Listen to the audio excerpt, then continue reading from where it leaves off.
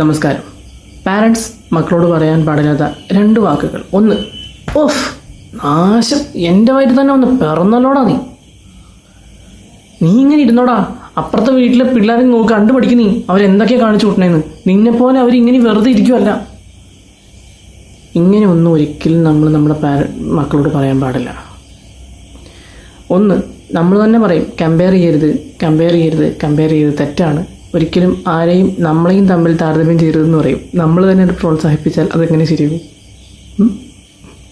നിങ്ങളൊന്ന് ആലോചിച്ച് നോക്ക്, ശരിയാണോ എന്ന്. രണ്ട്, സ്വന്തം അപ്പനല്ലെങ്കിൽ അമ്മ പറയാണ് നിനക്കൊന്ന് പോയി ചത്തൂടെ, എൻ്റെ വയറ്റിൽ തന്നെ ഒന്ന് പിറന്നല്ലോ. ഒരു മോനോ മോളോ അത് എങ്ങനെ കേട്ട് നിൽക്കും? അത് അവനെ എത്രമാത്രം ബാധിക്കുമെന്നറിയോ? അവനല്ലെങ്കിൽ അവൾ ആരായാലും. നിങ്ങൾ സ്വന്തം ആലോചിച്ച് നോക്ക്, അപ്പം നിങ്ങൾക്ക് മനസ്സിലാവും. നാളെ കാണാം. ബൈ.